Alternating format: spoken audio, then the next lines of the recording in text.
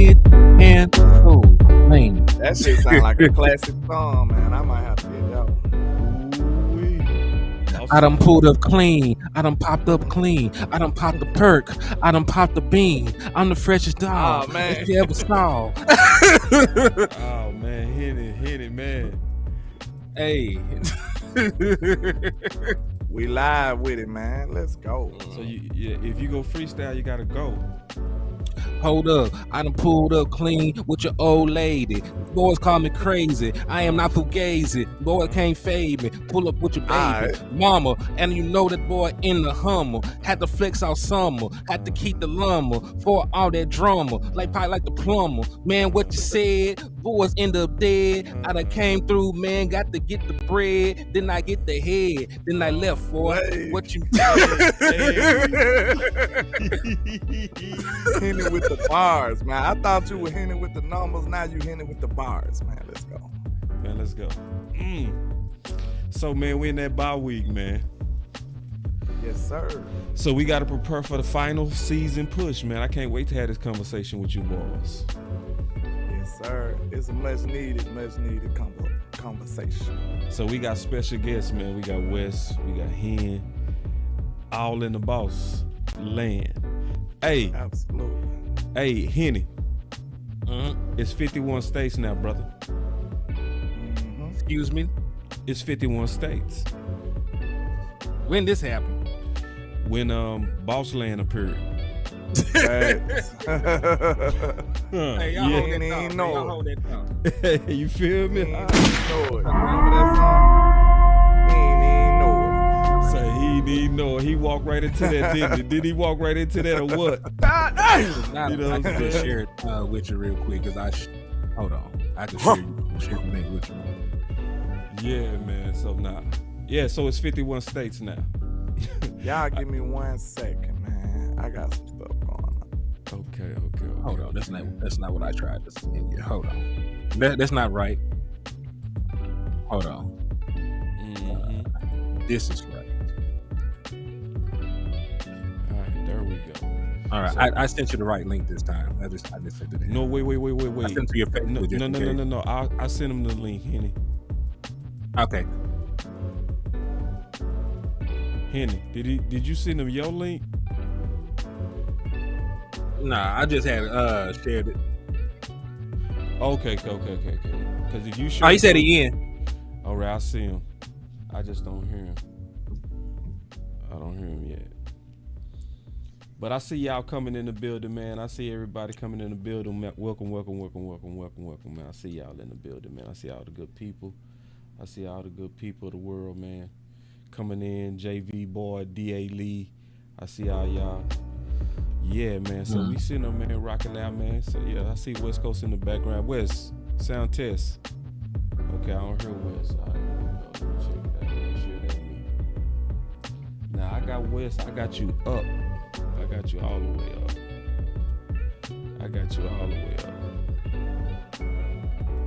All right.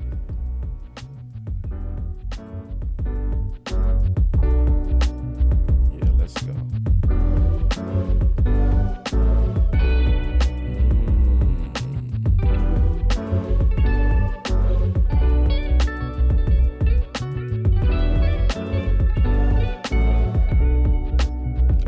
We finna go and kick off this show.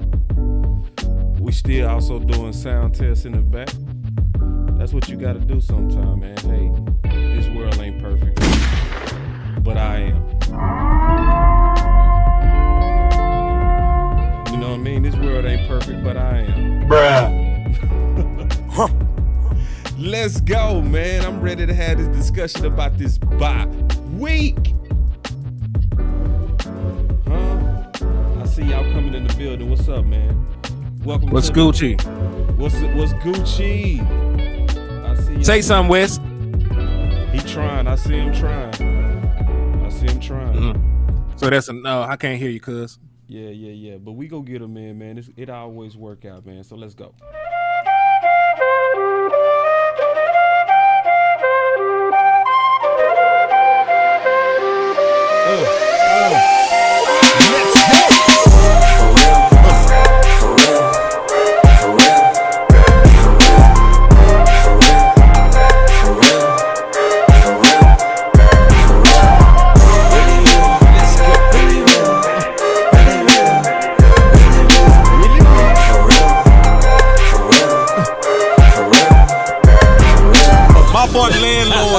something. He called you Slam Williams. Yeah. He wants to know, will you adopt that name from being a slam artist like how you did on Boy from Detroit, man? When you think about adopting the name Slam Williams. Let's do it. Let's do it. You keep looking for a flip, for real. That's not wealth, that's rent, for real. For real. For real. For real. For real. For real. For real. For real. For real. Really real. Really real. Let's go. Really real. For real. For real. For real. For real. No liens on the whip, for real. I get bored, I take a trip, for real. Take a loss, I never trip, for real. Never trip. Been in shock, I'm not a lick, for real. Don't trust the source on my hip, for real. Make a move and you get hit, for real. No pictures by the crib, for real. Can't let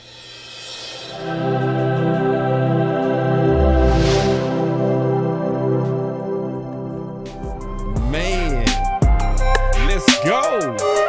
I'm almost feeling like I gotta bust a flow now, man. I Man. almost gotta bust me a flow now, man.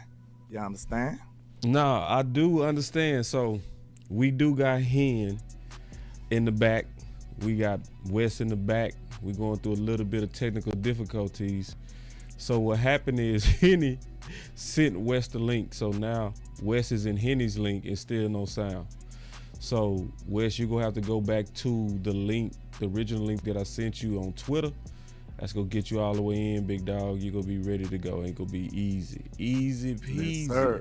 Easy peasy. So I can see everybody in the background even as I'm producing. So it's gonna work itself out. So we gotta go back to the original order. We right there though. Yes, sir. It's gonna be dope. All right, so check this out. So we got the bye week preparing for the final season push land. Mm-hmm. Yeah, man. It's about that time, man. You know, this is when you get to reflect on what you've accomplished during the season, you know what I'm saying, and the things that you're preparing to do for the future. So, you know, this is evaluation time for everybody. You know, Mike McCarthy is evaluating himself. Dan Quinn is evaluating himself. And I like it to a degree because, you know, can't nobody just be too happy about where they at. You know what I'm saying? They can't be just so confident to where they don't feel like they got work to do. You see what I'm saying? Everybody knows they haven't been to their best, so they know they got stuff they need to correct. So that's what I like about it. Everybody will be addressing their flaws in this bye week. That's what we need. So we go talk about some specifics too, right? Mm-hmm. We go really talk about it. Now, Wes, I see you in the background. Try to come in through your phone. That might get your audio. Try that.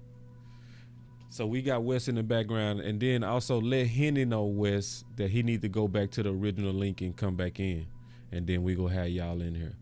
But now, Ben, going to what we was talking about, you know, because obviously we could also talk about the schedule that's up and coming, right? Because they got a lot to do with us preparing as well. So I want to first start with kind of like Mike McCarthy. Let's start with the head guy. Let's start with the head guy, bruh. That's just Big the way. Mike. Yeah, let's just kick it off, bro. Let's evaluate Big Mike. I'm gonna start with you, man. Let's evaluate the big guy. Okay. Soprano. Big Mike Soprano. So what I see from Big Mike already, man, you know, I've seen, you know, he's had his moments to where you might leave something to be desired. You know, we kind of struggled in the red zone. But for the most part, I think this team has been a machine moving up and down the field. It's just a little tweaking that we got to do. My bad, boss. Let me take this call real quick. Yeah. Well, I'll pick it up and say this. If I'm evaluating Big Mike, I'm going to be all the way honest and say he's doing mostly what he said that he aimed to do. But when you aim to do it the way that he's doing it, the complementary style of offense, it's not going to get style points. It's not. It's meant to have methodical long drives. It's meant to rest your defense and keep the elite part of your team elite. So he's actually, for the most part, accomplishing that part of the mission, but it's coming with some downside too. So obviously the upside is the long play drives. Like, we all appreciate that. That plays perfectly into our Can you hear me? defense. We can hear you now. We can hear you now. Yeah, we can hear you. Came in through your phone? Yeah, I did. Yeah, I knew that would work. So, but we was talking about Mike McCarthy. So, and landlord, you trying to get Henny in? Are my channels connected, or are they allowed? Is it gonna let me go Channels live? are connected. Everything is connected. Yeah. So yeah, but I was talking about that Mike McCarthy, man. So Wes. Yeah, my bad, boss. I got some car issues. I'm getting told and stuff like Okay, that. So my he's first things first. Interrupting me. First things first, bro. We got Wes in the back. We almost finna get Wes up in here. So we got Wes. He's already in on his phone.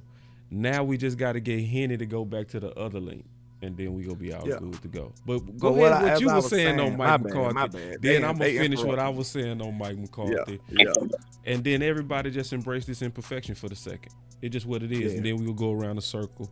With we do it live. We do it live. That's what we do, man. Let's go. But yeah, man, with Mike McCarthy, we had some red zone issues. But what I do like about it, we was moving the ball with no problem. We only seen one game that we was pretty much stalled, and that was against the 49ers. But every other game, this offense been moving up and down the field with no problem. The biggest tweak we need is to be more creative in the red zone. Now, it is some stuff I like. I would like to see him use Tony on the edges, on the boundaries, do some stretch runs, some toss, some sweep type runs with Tony instead of just running through the A-gap. I don't think that's the most effective way to use Tony Pollard right now. So, I don't know if he trusts. It might be the trust of the O-line. He might trust Biotish and, Zach Barnes to open that hole up in the A-gap, but it ain't working right now. So maybe he need to explore going on the edges with Tony Pollard. I feel like getting Tony in space is more effective. That's when he can shine the brightest, I feel like. So that's one of the things I would like him to improve on. And other than that, maybe not target Michael Gallup as much as he been doing lately, because Dak was almost perfect against everybody else when he was throwing the ball to everybody else except for Michael Gallup last game. So, maybe he should be able to incorporate Turpin a little more and give my boy Jalen Tolbert some run, man. How long? That's a question we need to ask in the bye week right there. How much time, how many more reps are you gonna give Michael Gallup? And y'all know I like Micah Gallup. I'm not a Micah Gallup hater. I actually support him. But after a while, you'll look crazy if you're supporting somebody and they ain't supporting themselves. So, after a while, it is what it is. The rubber meet the road. You got to really evaluate yourself. So, how long before we start taking some of those reps away from Micah Gallup? Man? Or do you think he can bounce back and become the receiver that we used to love? What you think about that, boss? Man, you can't pass that back to me because we ain't gonna pass it to the homies that's in the building, bro. We gotta be okay. Ooh, I know. Well, look, you I can't already pass know that to me, bro. Hey, boss, can you? Gonna say. Hold on, hey, boss, can you check in? Can you check and make sure my Facebook is live? I'm live on YouTube, but I don't think my Facebook went. I have both of them on. All right. Oh, it's not showing on my page, but it's all good. Go ahead. Can you just give a double check for me? It's not showing up on my page, but I'm live on YouTube though. Let me see. Yeah, it's on. Isn't it showing up on my page? It's all good. I mean, we all have on YouTube, so I got at least one audience on here. Right on. All right. Good. Everybody good now? We good? I mean, can you hear me? Yep, we can hear you. Oh shit. Okay, we Gucci then. What's up with y'all, man? So let me go ahead and grab this real quick, man. Y'all were talking what we talking ways. about? You know what we talking about? Yeah, you talk about ways, to improve the offense. We were trying to grade what we thought about Mike McCarthy up to this point. I catch you all the way up. So we in the bye week preparing for the final season push. So we were just kind of starting from the top on whatever could be some things that we need to work on. So we picked Mike McCarthy, but we don't necessarily got to be Mike McCarthy with all of you good thinking people. You know what I'm saying? So Well, if that's what you want to tackle, tackle it. Yeah. But if it's something else that's on your mind, I'm open to hear it. And I heard what Landlord said, because I ain't forgot. He was like, do we go forward with Michael Gallup and start giving some more reps to Jalen Tolbert? I ain't forgot. I just want to hear everybody out. Then we go come around, man. I promise you, because I want to hear from everybody on this. So what you got, Hen? Well, it's the same thing. Like West Coast offense can work, right?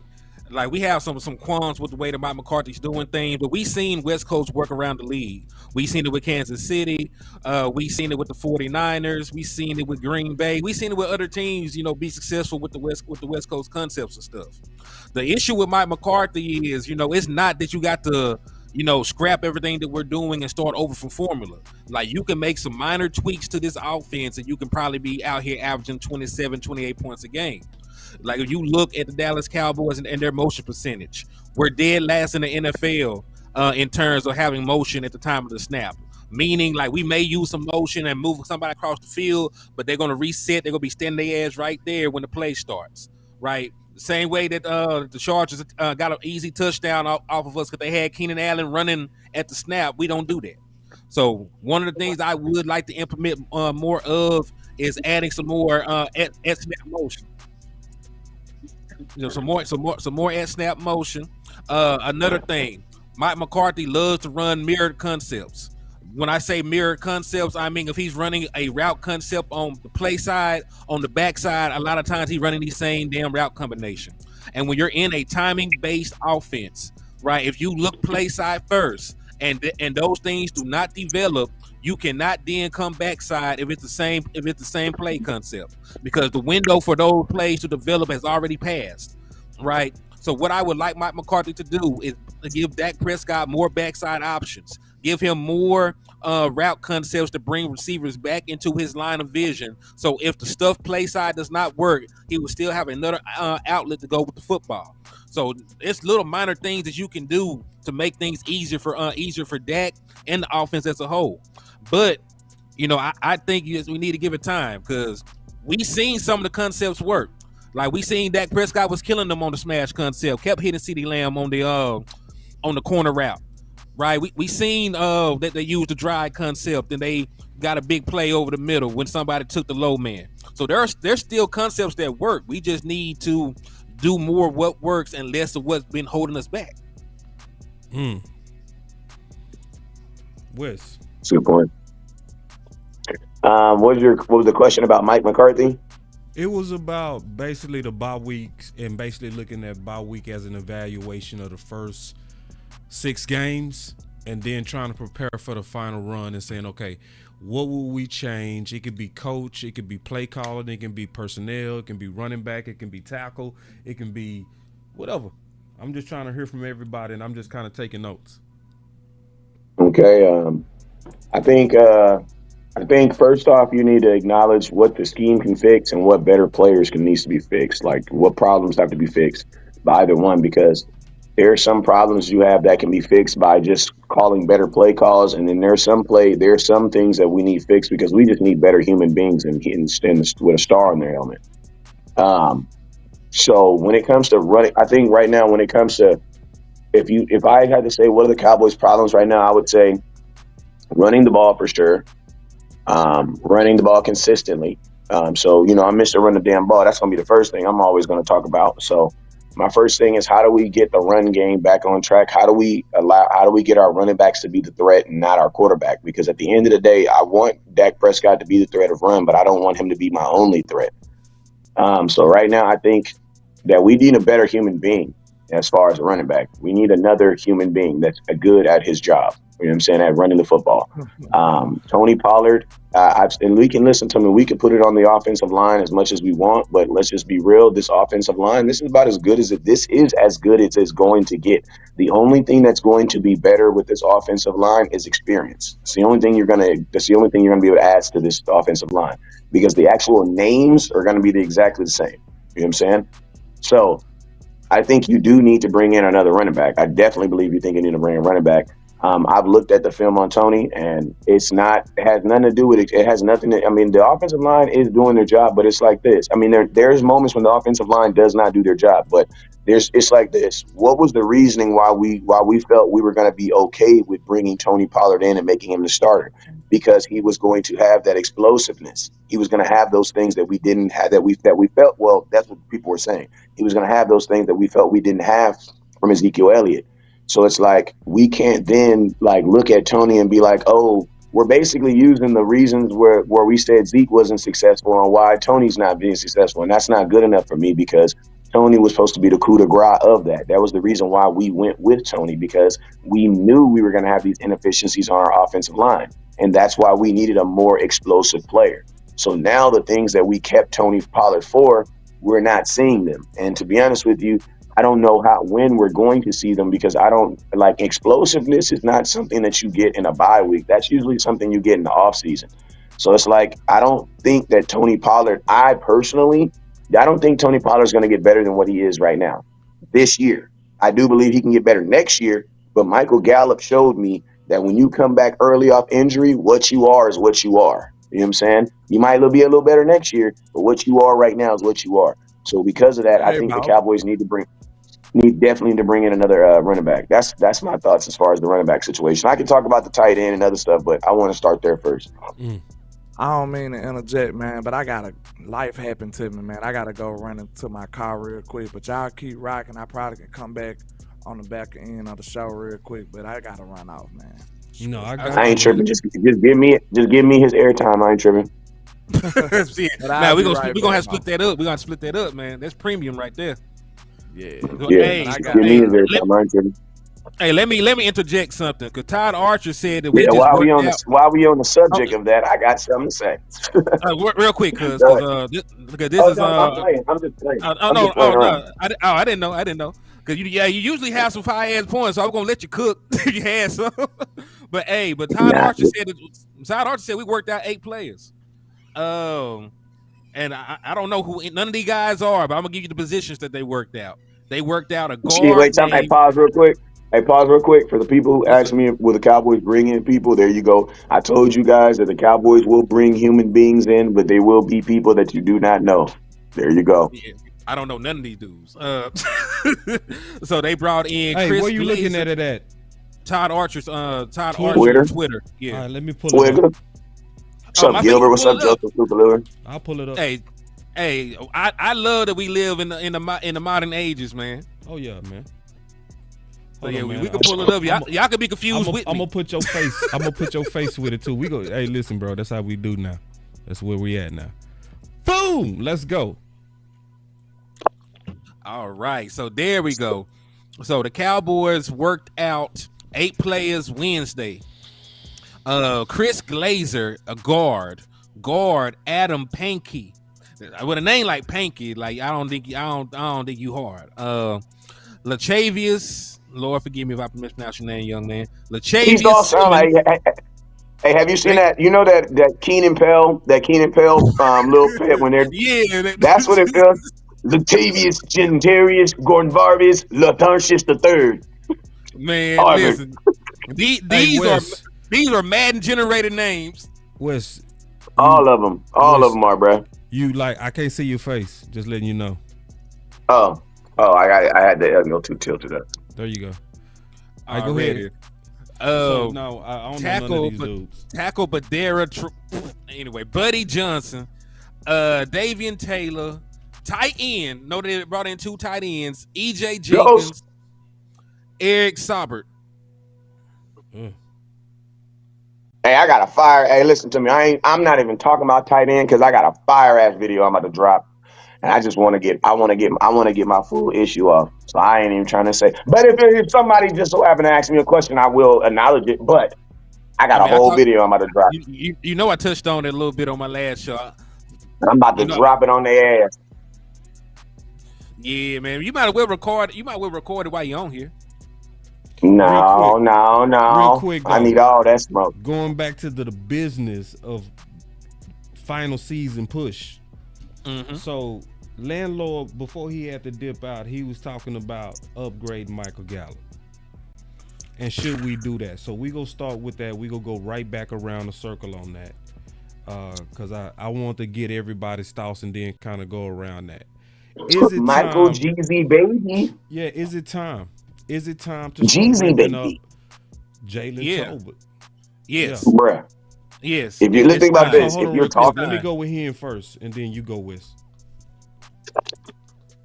Yeah, so it's time. Because listen, anytime that listen, first and foremost, there is not a wide receiver on this team that deserves 10 targets, not named Sedarian Lamb. Let's start with that. Like, you put people in positions to look bad when you throwing the ball too damn much. Like, CeeDee Lamb is the only guy that deserves 10 targets in a football game in a Dallas Cowboys uniform. Let's start with that. Secondly, because we seen Michael Gallup struggle with separation, because we seen him drop some balls that we believe that he should catch, and because we seen flashes of Jalen Tolbert. The last time that you gave Jalen Tolbert opportunities, he had over 50 yards in the game for you, right? So we seen Jalen Tolbert, be an asset to you on there, and if you look at the business side of it, right? Because I'm not front office, I don't usually care about the money, but if you look at it from the eyeballs of Jerry Jones, Michael Gallup is your highest paid wide receiver. Like, he makes more money than Brandon Cooks, because Brandon Cooks restructured. He makes more money than CeeDee Lamb and Jalen Tolbert, because CeeDee Lamb and Jalen Tolbert are on rookie deals. Right? So he is your highest paid wide receiver, and he may not even be in your top 3. Like, we're up here talking about should he lose his wide receiver 3 job to Jalen Tolbert right now. We're up here talking about should we bring in another wide receiver to help out with the offense, because he's not doing the things that we asked him to do at this point. So with all that said, like, man, he's going to be gone regardless next year. Like, this is a wrap. It's over with. Like, the fat lady done sung. She done warmed up. She done dropped the banger. Like, she got. Hey, real quick, shout out to all the beautiful. Hey, shout out to all the beautiful all the fat beautiful Cowboy women that support us though. Oh, we love y'all. Indeed, we love you especially. But hey, I'm just saying, the fat lady dropped the banger. She got a little baby on that mug, man. You ain't fat unless you're 400 pounds. If you ain't over 400 pounds, you just big boned, Cowboy Nation. I'm telling you right now. If the scale don't say 400, you ain't big, girl. You just big boned, girl. Crazy. I'm just saying, all the beautiful big Cowboy women. I love y'all, man. But yeah, it's the views of Henry the Morty not support West Coast. I just want to let them know. Hey, the views of West Coast. Views of West. Right. Yeah, Jason. Right, man, Jason. Fat Lady sung and did a remix. But yeah, go ahead, Wes. Hey, you said he said that boy said that boy girl. That boy said they got a fat lady got 808 monster on the beat. 808. Man. Listen to me, man. Listen, I don't like beating a dead horse, but all I'm gonna just say is, man, all them crazy videos that I used to make about 2 years ago. I remember a video. I was at Great Wolf Lodge with my kids celebrating their birthday, and I got a video. I got a text over my screen that said the Dallas Cowboys had just signed Michael Gallup, and I went off, bruh. I was on that show for almost 2 hours at Great Wolf Lodge, walking around, showing my frustration. You guys have known where I've gone, where I've stood on this subject. I don't believe that number 3 anything should get re-signed. I'm just being honest with you. Listen, trick question. Name me a number 3 on anything at any position that you think should get re-signed. Bro, if you're a number 3 at any position, you should not get re-signed. I'm sorry. It doesn't matter. You know what I'm saying? The NFL has too much disparity. They have too much youth coming in. If you're a third string quarterback, you shouldn't get re-signed. If you're a third string running back, bro, you can it's all replaceable. Think about this. At Michael Gallup's best, on Michael Gallup's best day, the day that he came out shining like a penny, he was a third string receiver. You want to know why? Because even then he had Amari Cooper, he had CeeDee Lamb, and then guess what? Even then he was really a fourth because Dalton Schultz and Zeke was getting as many targets as him. So the Cowboys literally tried to make Michael Gallup be something that he's really not. Like, there was no call for them to pay him. There was none. And to be honest with you, listen to me. The Cowboys kind of knew this. And listen to me. This isn't even really Michael Gallup's fault. You want to know why? Because he wasn't listen, Michael Gallup didn't tell them to draft CeeDee Lamb. Everything would have been fine if they wouldn't have drafted CeeDee Lamb. But when you drafted CeeDee Lamb and you invested a first-round pick into him, and you had Amari Cooper paying him and invested a first-round pick, like, bro, the writing was on the wall. You know what I'm saying? It's like we've all been in those doomed friendships or relationships, and it's like, bruh, the writing is on the wall. You just need to read it now. You just need to read it. I don't understand why nobody but didn't understand that we were going to be like, were we expecting CeeDee Lamb to not get good? Like to get better? And then think about this. Were we thinking at some point that Michael Gallup was going to be better than both of them? No.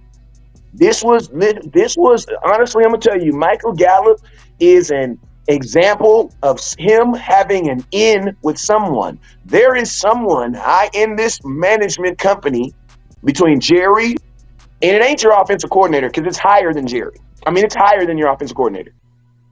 There's someone at the top, either Jerry or Steven, or maybe your head coach. Those are the three guys who cut extremely hard for Michael Gallup because they are making it. Think about this. Think about this. Every day I see a Cowboy game, I say, why can't they figure out how to get Brandon Cooks the ball? Why can't they figure out how to get CeeDee Lamb the ball? They have no problem figuring out how to get Michael Gallup the ball. How is that possible? The reason why it's possible is because they're making a conscious decision to do it. You know what I'm saying? It's almost like a child. I tell you to clean your room, you can't do it. I tell you to go do something that you love to do, you running down the room. What's the difference? You know what I'm saying? It's because you're making a conscious decision to do it now. You know what I'm saying? So yeah, man. I think someone is making a conscious decision to overly target him right now. And I'm going to be honest with you, a little somebody in me makes me think that maybe they are looking for trade bait for him. Because you got to think like this. Currently, as it stands, if you don't do what you're trying to do with Michael Gallup right now, you just have an $11 million receiver that can't do nothing for you. You know what I'm saying? Right now, we're trying to create an $11 million receiver that can go help somebody else. You know what I'm saying? But the only way you're going to do that is with snaps and reps. So I am hoping that the reason why they're doing this, because Henny, you're absolutely right. There is a willingness to get him the ball because, bro, nobody on this team, I think, has had more than 10 targets in one game. Well, Michael Gallup's had it. CeeDee Lamb had that week 2 against the Jets. So that's the only outlier. And think about this. And that was a game where we went in with the mindset is we're going to get CeeDee the ball. Mm-hmm. We playing around. Bro, listen to me. Listen to me. I know that they're making for sure. Because think about this. I know every game Michael Gallup's going to get at least 2 quick slants. Well, think about this. Slants are individual routes. That means that you are the first person I'm going to read on this play. That means that play is specifically called for you. Why are we calling plays specifically for my third string receiver, bruh? So the answer is yes. Yeah, I actually think they're trying to. I think they are trying to trade him. I think they are trying to trade. Because the original question was, do we start ramping up Jalen Tolbert? You know. Oh hell yeah! Because of the hell yeah. Because you've been trying to, you forced it. You gave him a shot. Okay, if you're trying to trade him, cool. You got about a week for something to happen with that. Good luck. I don't think nothing happens with that at all. But going into the final push, ain't no wide receiver get hurt. I would just say this, just keeping it all the way honest and easy. Start ramping up the guys that's already the dudes, like Brandon Cooks. Start targeting more the people that give you the higher return on investment, like CeeDee Lamb. Don't play the contract games to where we're going to target you less because we want to try to use your lack of production that we forced as leverage against you. We saw that happen with Amari. It was clear. When he had the same amount of targets as Dalton Schultz, that should have told everybody that that was intentional, to your point. So, what if we really serious about this bye week and making the right changes? I think we will see more Brandon Cook targets, more CD Lamb targets, and a ramp up of Jalen Tolbert right now. Yeah, and because those would be I'm the gonna tell you indications of if this team is serious or not. Because Right. Because listen, I listen. Right. I don't care that Michael Gallup's been the wide receiver that's been here the longest. Exactly. He's nowhere near the most productive. Yep. If you look at the separation graph, right? Because league average is about 2.9 yards. That man don't even get a full 2 yards of separation, right? And listen, that's one thing I do hold against him. The landlord was right.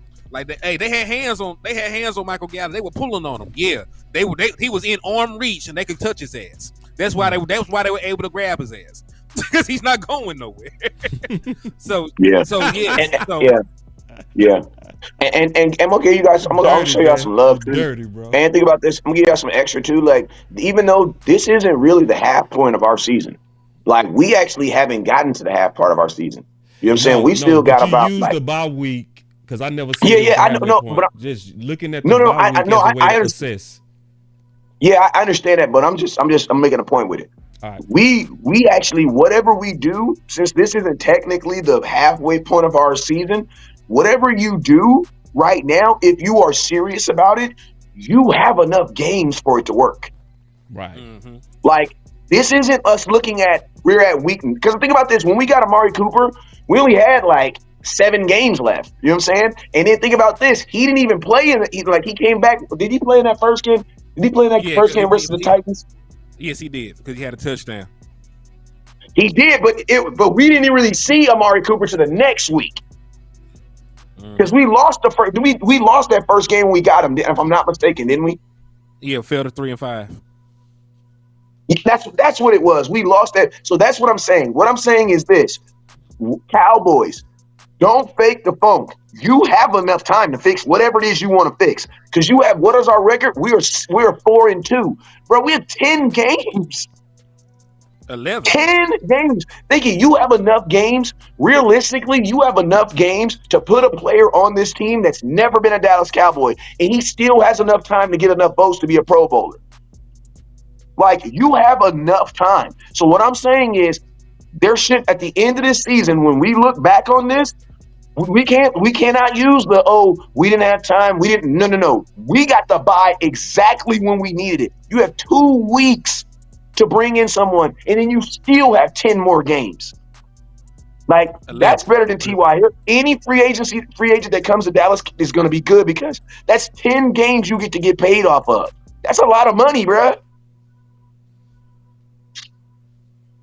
Yeah, so that's all I'm saying. Cowboys, you have enough time. Whatever you decide to do, you have enough time to implement and for it to work and for it to change the season around. The season's not over. That's basically what I'm saying. The season's not over. You still got 10 weeks, bro. Gotcha. So check this out. And I keep throwing it out there because I know what you mean. I keep throwing out 11. We got 11 weeks just to be precise because it's a 17-game season. I know. I'm saying games, though. I'm not saying games, but yeah. But I'm just saying if you're going to a free. If you're 11, Doug. Wait, what we're 11. Oh my God, Henry. Oh my God. It's 11. It's 11. 17 games. Yeah. Think about this. That's even more. Yeah. That's even more. I'm tripping, y'all. That's all good. It's all good. All hey, right, listen, theoretically, but based on what you said, though, you could really bring in somebody that ain't took a snap, but they can have 1,000 yards for you. Facts. Yeah. In 11 games. All right, so I want to bring up a name then. Since we're talking about bringing in somebody, who you got trainer friend of mine, because I want to just throw out a couple of ideas out here. So, one of the things is obviously Tony 11 Pollard. more weeks. What's the idea? So, Tony Pollard is not obviously a power back at all. They trying to use him and I think he does pretty good in between the tackles. I really do. I think he does pretty good in between the tackles. But that complementary 2-punch combo with Zeke and Pollard did work better together. Now, we was warning about that because a lot of people was just hated the fact of bringing back Zeke. And that's okay. But it's not even about Zeke. It was about somebody that was a counter to what Tony Pollard is. So what's y'all thoughts on bringing in somebody on the outside, or is it time to just ramp up Rico? You know, because I don't think they're using Rico enough at all. I wanted to see more of Rico, especially in his previous game, because Rico to me been showing juice. I want to see more of him, and I don't think they doing it. So even before they go on the outside, I wanted to talk about, like, do we even just say forget the outside like Fournette and then say, you know what, let's give our guy a shot. I'm gonna start with you, Hen. Yes, they need to bring in a running back. And I listen, I like Rico. I like Rico. But let me tell you something. One, I cannot count on Rico Dow to stay healthy. The reason that we're just now hearing about Rico Dow, and he's been in the league for multiple years, is because he has the injury bug. So if I ramp up Rico Dow and then he goes down, then I look stupid again. Yeah. So I need somebody with one with some pedigree. I need somebody that can do the complete running back thing. I need you to be able to pass block. I need you to be able to run between the tackles, and I need you to be able to catch if need be. Leonard Fournette, like people say some things about him. They say that he doesn't take the training seriously, and he might come in overweight. This, that, and the third. If he is game ready, I would not mind having Leonard Fournette in, because one, he's been a number one running back, a 3-down running back before. 2, he has playoff experience, and 3, he won a championship, so he knows what it means to perform in pressure situations. So those are things that I think about with Leonard Fournette. If the physical is there and everything else is fine, then I would do it. And Black Man, the reason you cannot go get Connor, I think he's on IR. If I'm not mistaken, they put Connor on IR, so you cannot trade for a player that's on IR. He's hurt. He's probably not even really hurt, but they put him down. I think they're tucking him until Kyler Murray's really, really ready. So, who's supposed to be coming back? I'm gonna come back real quick, but I want to highlight something. It's so frustrating. He say, my boy, his name is Dak Delusional Fans with More Excuses. That's his name. He say they going to play the money toll, but not playing over Gallup. I mean, at least you know that much. But see, I want to say something. But see, this is my thing. You are obviously very serious about your campaign against Dak's fans. Okay, you're serious. You have a whole name dedicated to calling out Dallas Cowboy fans that hope that Dak, does his job and his part to help us get to a Super Bowl and win it. That's your dedication. But yet you are admitting that we are going to use budgets and money as a reason to justify Gallup. Wouldn't it be a better use of your time, instead of calling out fans about your lack of belief in Dak? Wouldn't it be better for you to change your name to something that talks about the politics that you see and know is going to happen with the Dallas Cowboys? Wouldn't that be a more constructive use of your hate, sir? Like, for real. I'm cool with campaigns, but I want campaigns that's going to get us closer to winning. So we all know and we all see that there's an over-targeting of Michael Gallup, because we usually do and make the mistake of giving people playing time based on budgets, which I call reverse cheat. Because we pay you, we feel like we got to play you. Or because we draft you, Will McClay even said it. He said, if we pick them, we got to play them. So we get stuck in these traditions of how we do things in the Dallas Cowboys. So we need people like you that make campaigns against Dak to work a little bit smarter and make a new campaign about the real obvious, real problems that we have on this team. Yeah, man. Or stop. My thing is this: stop million man marching for stuff that the government ain't gonna change, bro. They is not about to put your face on the dollar bill. So why are we out here trying to do a million man march to get West Coast's face on the dollar bill? Like, bruh, Let's do if we gonna really be out here on some we in the streets taking rioting, we singing kumbayas and we will never stop. Let's at least do it to some stuff that actually makes sense. Like y'all out here mad at your quarterback because he's not Jesus. Like okay. Once you get past, my question is this: and this is just for all the Dak people who just have this ridiculous amount of. And honestly, if you're not a Cowboy fan, I don't really care. You know what I'm saying? This is for the Cowboy fans. For those fans who feel that way about Dak, I'm not even here to try to sell you on the kid. If you don't like him, so what? Praise God. That was Wednesday. What else on this team that you do not like? That be the only thing I be issue. Because like, listen, I love Dak too, but there be times that I have my problems with him too. But I just be like, damn, I'm gonna be on the show for an hour and 40 minutes. Like, is Dak really pissing me off for an hour and 35? No, he probably pissed me off for 15 minutes. He don't get me wrong, Dak can get me going for about 15 minutes. You know what I'm saying? Because I don't understand, because think about this. Listen, I love Dak, but I don't understand why Dak don't understand that CeeDee Lamb is better than Michael Gallup. You know what I'm saying? So guess what? That irritates me too, because it's still Dak's arm throwing it. You got to break the rule, Dak. You got to break the rule. Yeah. So guess what? Listen to me. Oh, snaps. Did this dude sneak like in the building? Yeah, Yes, I did. I'm sneaky. Very landlord collected rent. Now he's back. Have you ever seen Mr. D's, that man just pop up and be like, very sneaky? I don't know.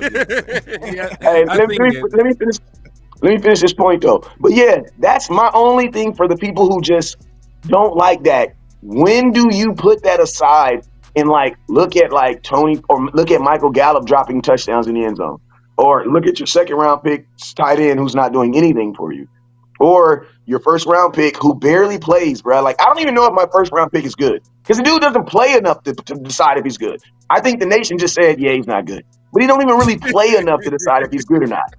So that's all I'm with Boss on it. Listen, if you don't like that, praise God. And that's your prerogative. I don't even want to make excuses. I'm over it now.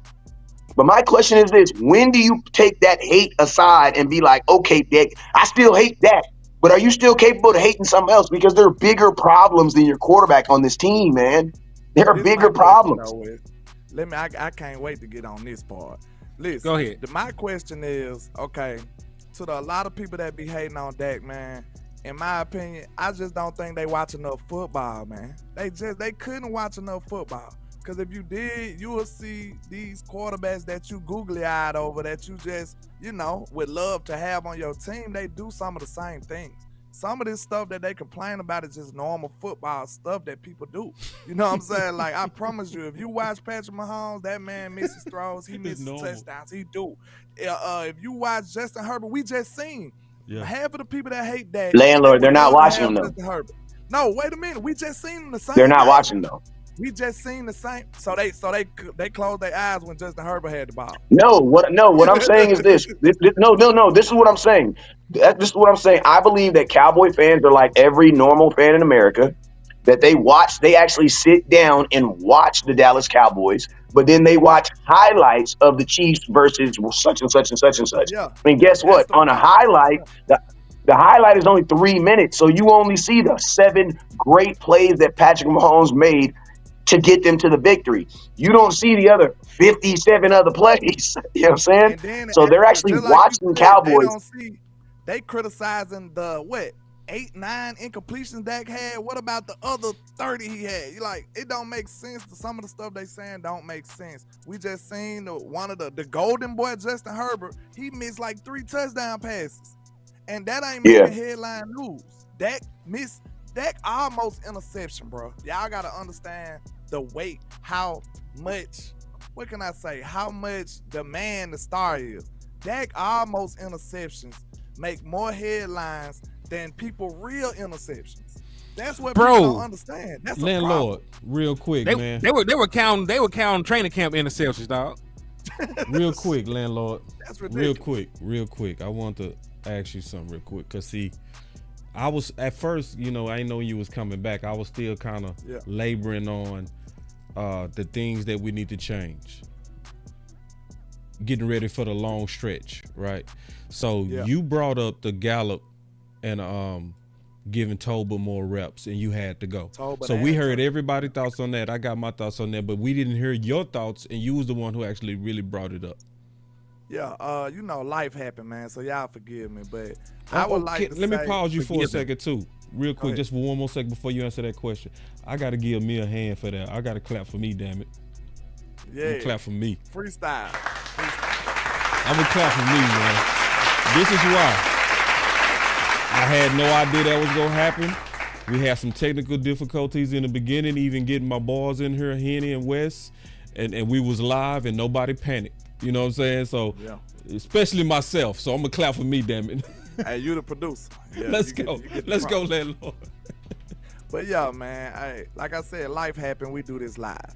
But Right. I would like to see us at least distribute some of these targets between them two. If you're not super confident in Tolbert, okay, give Turpin half of them. You can split those those targets up between those two, in my opinion.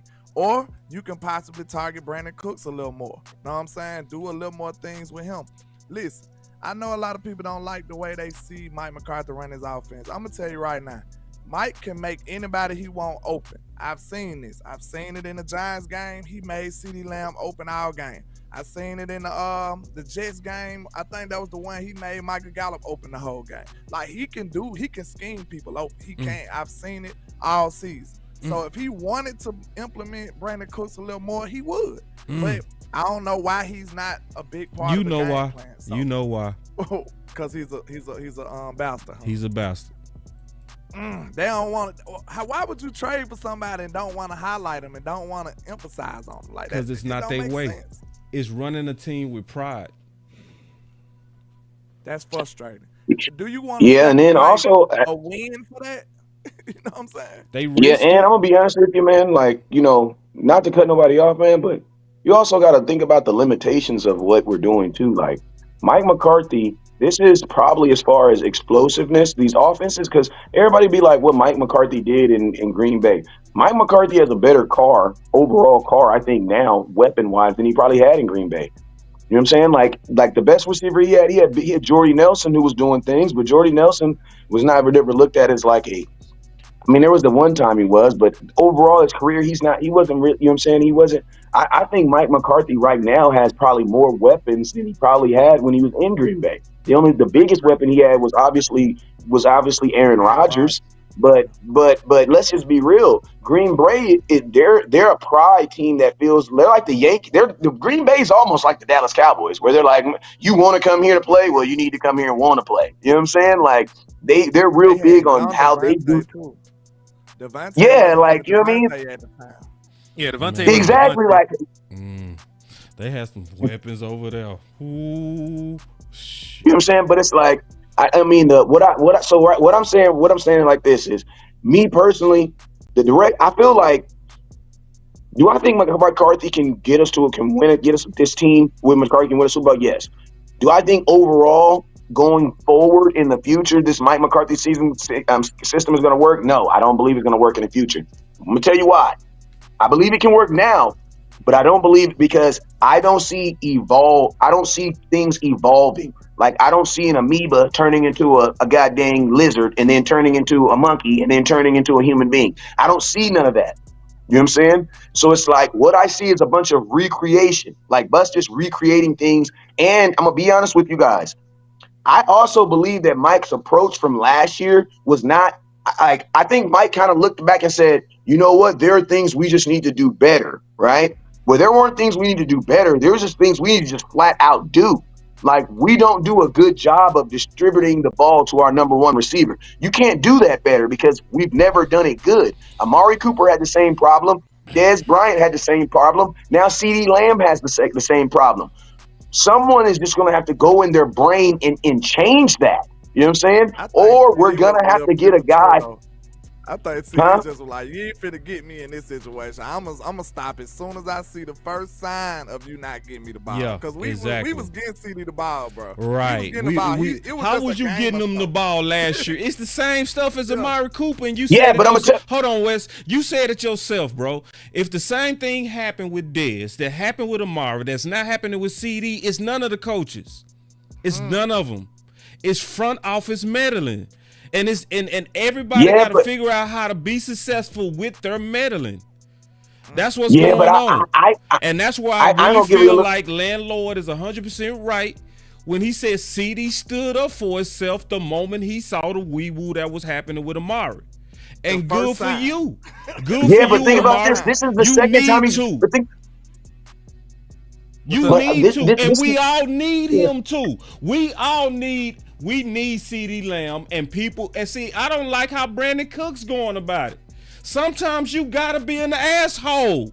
You sometimes gotta say, man, give me the damn ball. It makes no sense for Michael Gallup to be having fade routes. It's dumb. I'm the one that run the 4-3. He runs a 4-4-4-5, and really right now with that ACL probably runs a 4-6. I ain't had no surgeries. I'm the one that should be getting the deep balls. And somebody need to say something. And I think everybody right putting it all together, but I think it comes all the way from the top. Yes, and I'm going to tell you this right here. We can. That's the one constant. So I agree. No, the one constant is the quarterback. The one constant is the quarterback. That's why I made the statement. Like, listen to me. At the end of the day, the constant is the guy throwing the football. Like, listen to me. We can say scheme and Joes and all we want at the end of the day.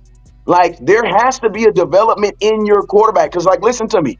The one thing that I do like about Aaron Rodgers, and the one thing I loved about Tony Romo and these and Patrick Mahomes, is that at some point as a quarterback and a leader, you do got to drop your nuts and just be an asshole and just be like, no, this is what we're going to do. This is the direction we're going to do.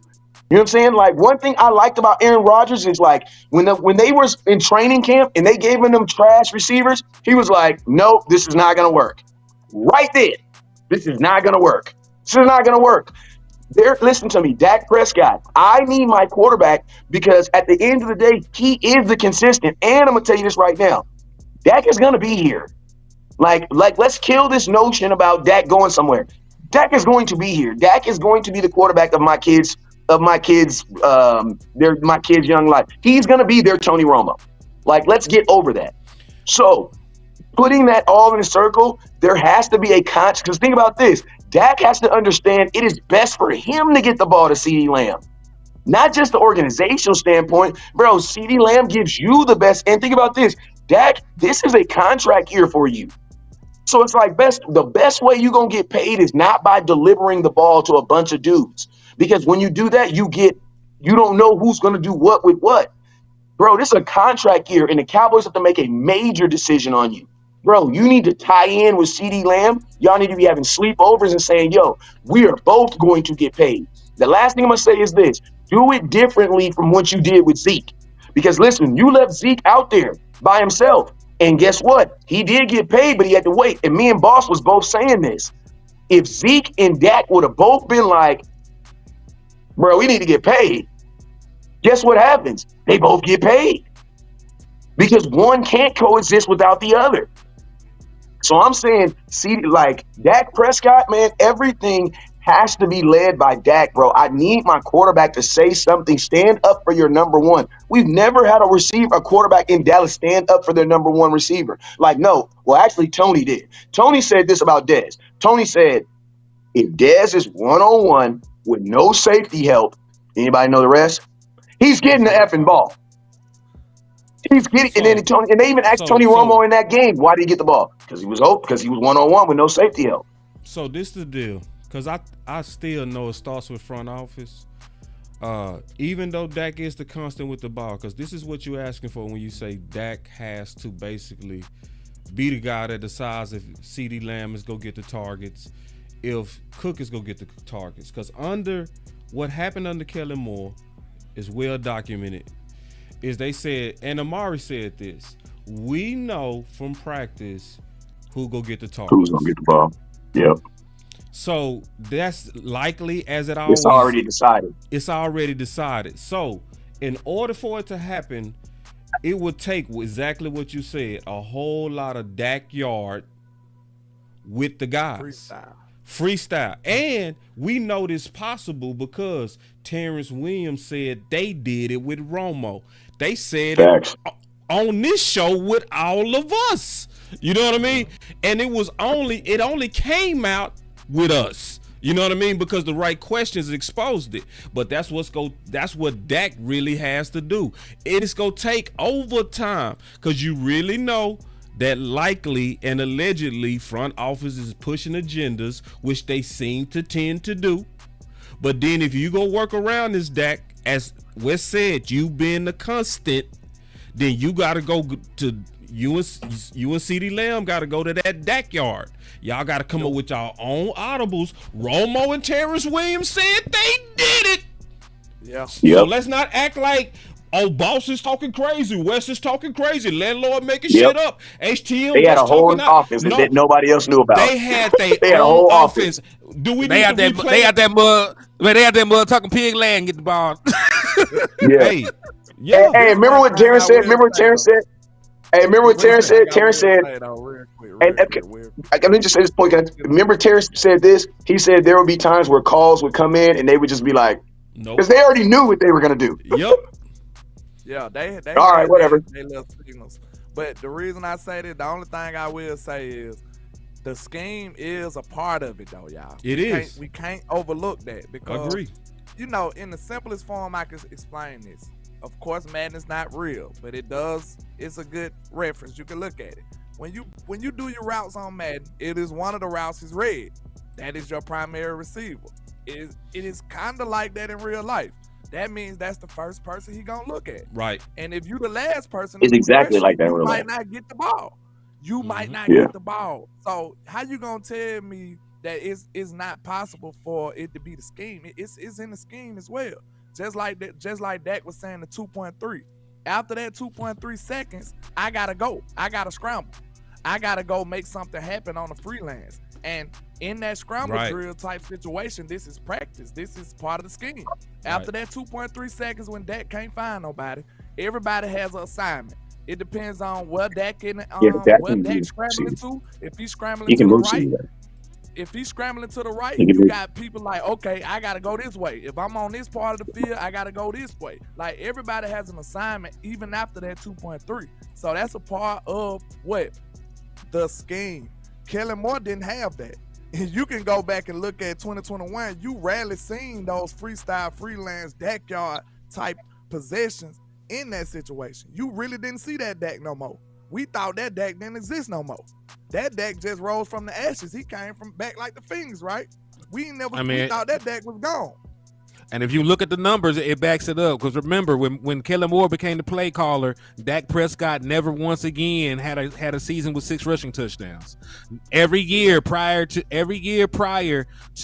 Kellen Moore, Dak Prescott had at least 6 rushing touchdowns. He had 6 rushing touchdowns 2016, 2017, 2018.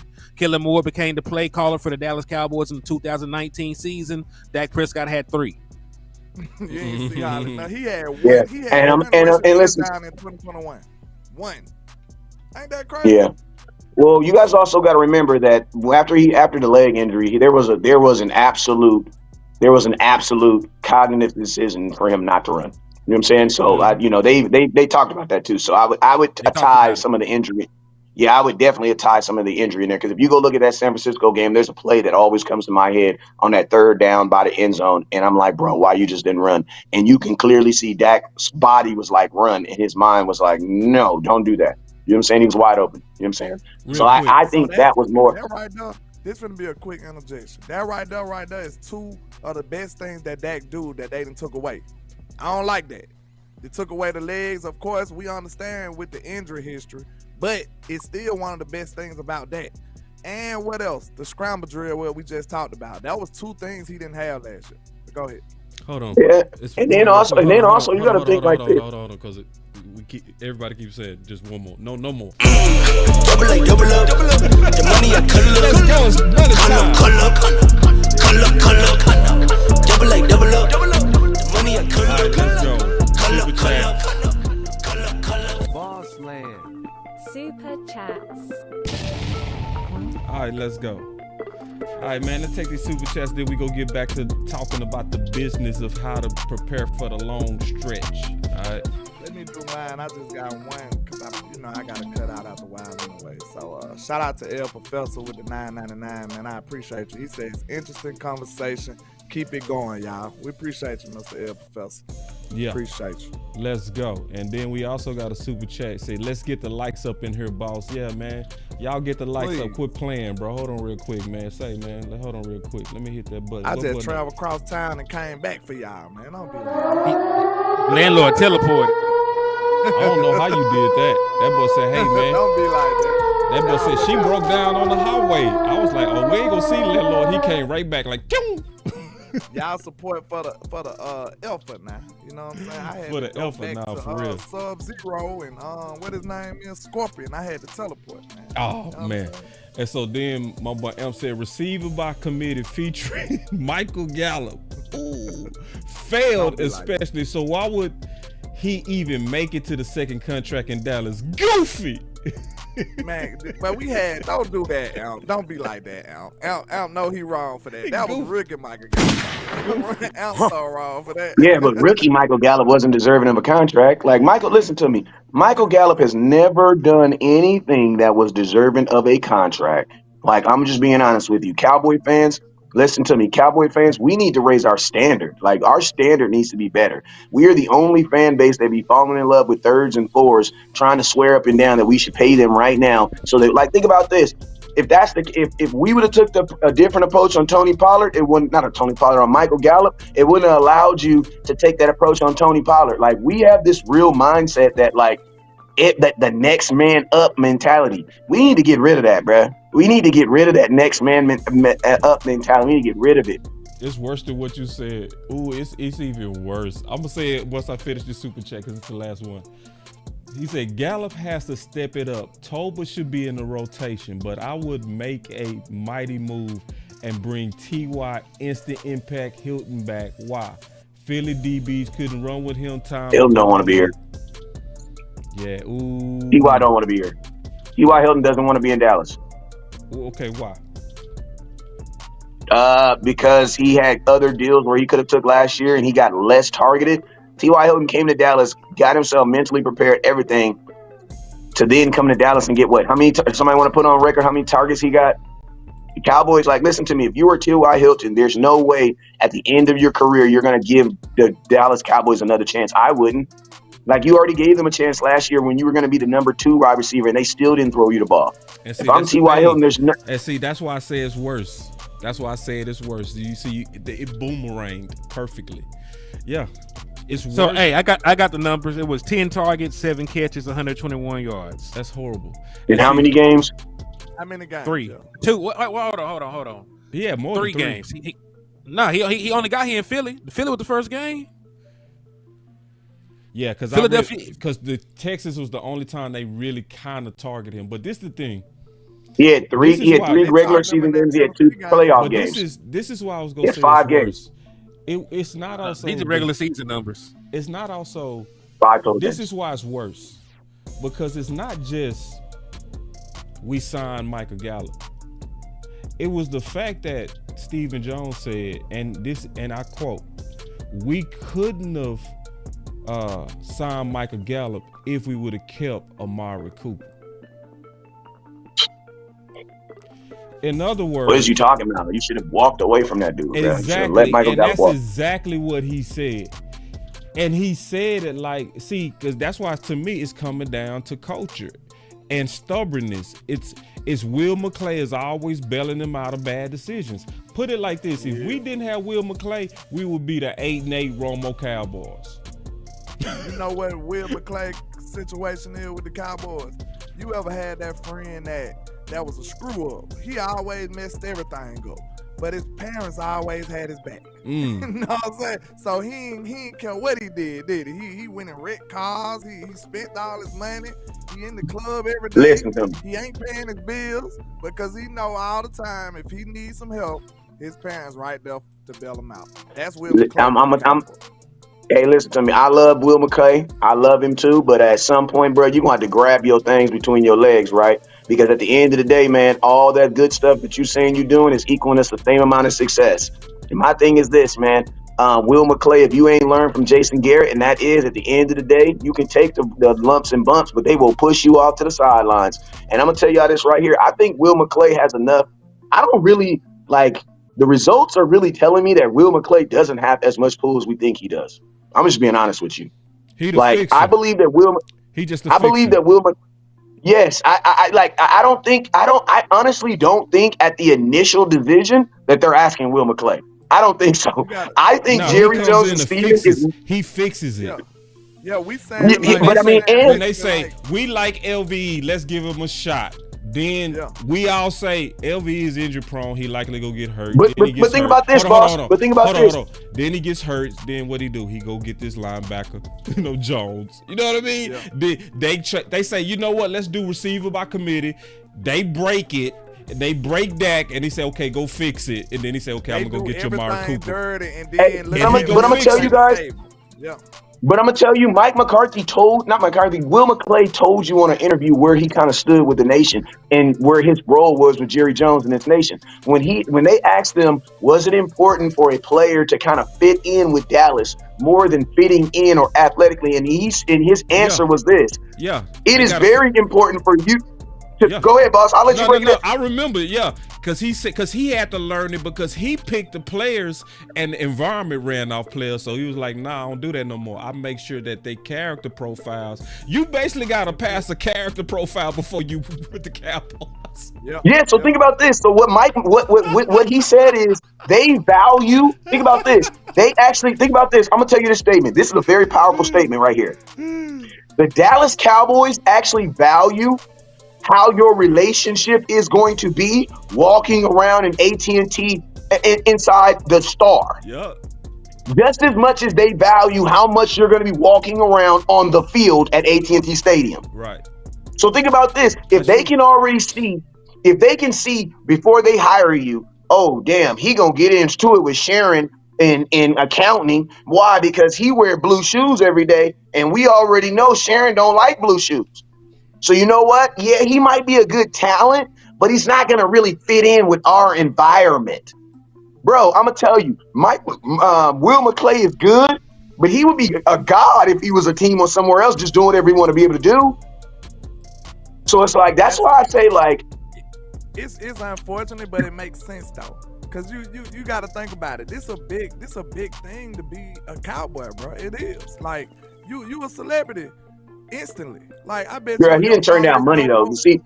No, wait a minute. Will's turned down money though. I know. I'm talking about like the players, the responsibility, the weight of it. Once you become a Cowboy, you got to have a certain kind of character to be able to handle this. You do. Heck no, bruh. Heck no.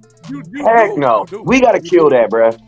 I'm just saying, listen to me, bro, because it's too much weight. It's too much. You got a lot of access to stardom to a lot of stuff. I can't. You got a lot of access to a lot of stuff, and you gotta have the right kind of character to be able to handle that. Landlord. Listen, wait a minute, man. The wrong power, that power going to the wrong hands, bro. It could be crazy. No, I'm gonna tell you that straight. No, it can. Listen to me. We don't do background checks on content creators. All you got to do is go live and get it popping. And guess what? The power is right there. This is 2023. The internet is everywhere, bruh. Listen to me. We need to stop this mindset of like there's extra scrutiny for being a Dallas Cowboy. Bruh, listen to me. There's extra cameras because we're bigger.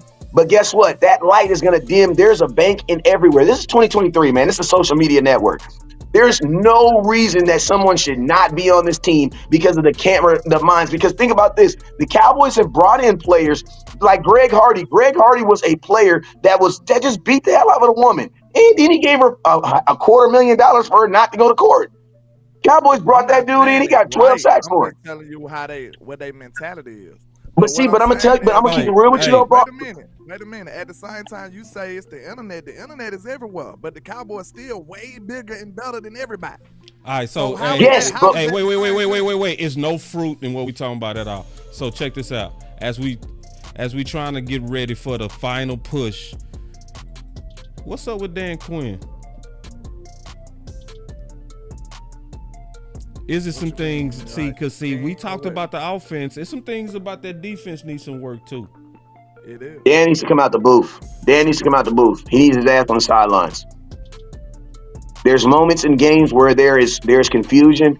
There's moments in games where players on the field look like they don't know what they're doing. Dan needs to come out. He needs to come out the booth. And I'm gonna be honest with you, that's some insider information from my dog. And he don't care if I say his name. My boy Jalen, I asked him last year what was one thing he would train about Dan Quinn, and that was the first thing he said. He needs to come out that booth. Good answer. Like, I got you. What else? What you got on that, landlord? Dan Quinn. One thing is the corners are a little too aggressive. You know what I'm saying? But I put that on Al Harris because I feel like Al Harris just played like that too. So that's what he preaching. You know what I'm saying? But other than that, I don't like how many stunts we do. We do a little too many stunts and mess up containment and mess up the responsibilities and the gaps at times, and we get caught lacking in them situations. So maybe something like that, or that's probably my biggest gripe: the stunts. We do too many stunts. Maybe relax and put Micah at nose tackle and stuff like that sometimes. Yeah, they do it too much. All right, I got one for y'all. Can we get less big nickels sometimes? I know I understand. I understand, Dan Quinn, you love it. I be seeing you out there with 4-5 safeties on the field sometimes, like a safety convention. But like, dog, we cannot stop the damn run most of the time. Most of the time, you're too undersized to handle these guys. And the only time we lose games is when we give up big run totals. 222 yards against the Cardinals, 170 yards against the 49ers. Listen, when Evans comes after this bye and Evans able to play, his ass need to play some linebacker for you. I love J. Run. Can I ask you a question? Hold on. Go ahead. Ask a question. So how you feel about Marquise Bell though? Because wait. Stay on this line. Stay on this subject because I got my Dan Quinn too. No, stay on this subject because I need to. Hold on. Hey, stay on Dan Quinn because I need my. Keep the orders. Keep the order. Kenny cooking now.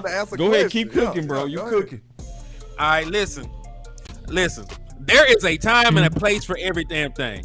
Like, there's a time and place for everything. Like, we're gonna not sit here. We're not gonna sit here and act like the Dallas Cowboys have to sit out here. Listen, they be having 3-4 safeties on the field, 1st and 10, and these motherfuckers in I formation. Why? I love it, man. Wait. I gotta clap it up, bro. Wait, bro. Oh, like, listen, there's a time. There will be time and a place for you to put a safety back on the field. If you going up front on 1st down and it's second and 12 and they come out empty, sure, put another safety on the field. It's 3rd and long, put another safety on the field. Why are you lining up in big nickel against power formations? Man, they got a damn fullback and a tight end out there. Oh man, wait. That boy preach. That boy good. Hey, gotta go. Real quick, I gotta jump in. I'm gonna be quick though, cause see, I was gonna say tight ass linebackers, but hit it, baby, to it. So I'm gonna treat that like a tweet. I'm gonna just reshare it. Damn, man, that was the discipline. Damn, like, come on, man. I thought you had fear of these guys. What's up with these outsides? Come on, man. Like, nah, tighten this defense up, Dan Quinn. I want to see better losing containment. It's not even just the stunts. It's so many cats doing what they want to do. A whole lot of games we lost because cats was just doing what they want to do. Come on now. Yeah, man, Dan Quinn, no, it ain't everything. It just ain't rainbows with you either. Yeah. Now, that was one of my biggest gripes. I was asking y'all, I've been asking this question, and I think it's still the same thing. Is it the fact that we don't have linebackers while he's doing all this big milk? Tiny linebacker. Tiny, baby. And so somebody needs to say it. Hold on, wait a minute. I know it was one of y'all I called one day. Somebody let me know, because, hey, it was an off-camera conversation. But I called one of y'all. I think it was me. I was looking at this film, bro. The tiny ass linebacker. Little dude. I said, man, J. Ryan looking like a pole back there. Then he got this number 1. He shouldn't have did the number 1. Number 1 make him look even smaller. Let me say this real quick. Man. The Dallas Cowboys had an opportunity to Hold on real quick, bro. I ain't been ever live. All right, go ahead, man. Nah, I was saying the Dallas Cowboys had an opportunity to get linebacker play. Bobby Wagner was a free agent. Yeah. He was not making any kind of money. Wanted him. Mm-hmm. Yeah, Dan Quinn didn't want Bobby Wagner.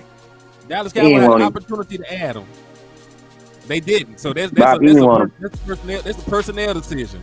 They decided against adding them. They chose to sign their boy Leighton Vander Esch with no neck to a contract. So that's what they did. If you're going to use some small linebackers, they should at least know how to use their advantages. Now, it look like Bell might know. It's a small sample size. But, bro, if you small, bro, you should be able to beat these guards and stuff to the spot. Make them block you in the back. Use your elusiveness and your quickness to your advantage. Don't sit up here and try to go toe-to-toe with these dudes, man. You know what I'm saying? If you're going to be small, know how to be small. That was one of my problems, too. All right. Y'all know I get my haircut on Thursday, so when y'all hear this music. Hey, man, I ain't got my Dan Quinn my point off. I got to get my Dan Quinn. My haircut. You can get it in. I got to let y'all know how much time we got for you to get it in, though. Go ahead. So I only got about 3 minutes. So go ahead, Wes. You go ahead, eat it up. I'm probably gonna go ahead and jump off it anyway. Go ahead, Wes. Yeah, you kind of stiff. And you know, holler at my barber then. My barber do it while you live too. Yeah, you mean you just open the door, he start cutting you and walk right out. You got 2 minutes, you got 2 minutes, 30 seconds now. Yeah, I tell the audience, I'm gonna talk about some random stuff for 30 seconds. Then I'm gonna give my last 2 minutes. The last 2 minutes gonna be 5. So I'm gonna do my outro now. Then it's West Coast Cowboy. You can find me on all social media platforms. West Coast Cowboy. I've got jerseys and everything else. If you need them, inbox me. Just type in West Coast Cowboy. You can find me everywhere you can find. My last 3 points. Now I got my 2 minutes. Dan Quinn. Dan Quinn is just like all our other friends. We have things that we're in common. Dan Quinn is just the reason why Dan Quinn works so well with all the guys in the nation and all the guys in the staff is because they are all friends, and friends have like things. There are things that Dan Quinn reminds me that Kellen Moore did, and that is he has a point and a will that he wants to show on a football field. Dan Quinn, that is his way. The little linebacker, the conversion of a safety to a linebacker, that is his way. As soon as he got to Dallas, the first thing he ever did was bring in Keanu Neal, who was a safety, and moved him to linebacker. And I'm going to be honest with you, Keanu Neal took a whole offseason, put on 20 pounds, and still couldn't do it. You know what I'm saying? I think all Dan Quinn is doing at that is just trying to refine his idea of whatever he feels a linebacker. It's almost like Chris Richard. Like, remember Chris Richard came in here and he had this set notion on exactly what he wanted in a corner. And because of that, my boy Snacks, you know, my boy Strap from Chris Harris from the Chargers, cornerback who wanted to come to Dallas, straight up told Boss Cowboy at a practice that, man, they don't want corners under what he say 6'1" or something like that. He said something like that. Like, bro, they're not interested in corners that are under 6'1". You know what I'm saying? And this was a Pro Bowl corner that told you that, Boss, at a practice, right? So I think that Dan has this notion, or he has seen something work with this linebacker that can cover and do all that thing, and he feels that the basis of it has to be a safety. So that's just something Dan has in his brain, and he's trying to refine it, and he's trying to make it better. I think it can work. I just don't think it can work for 70 plays. You need a real middle linebacker. You know what I'm saying? And I think that would be my only grip and gripe with Dan. He does a lot of stuff that just makes common sense. I gotta go, bro. I'm sorry. You did eat up all that time. So, man, we out of here, man. Y'all take it easy, man. It's Boss Land. We out. Appreciate y'all. God bless. God bless.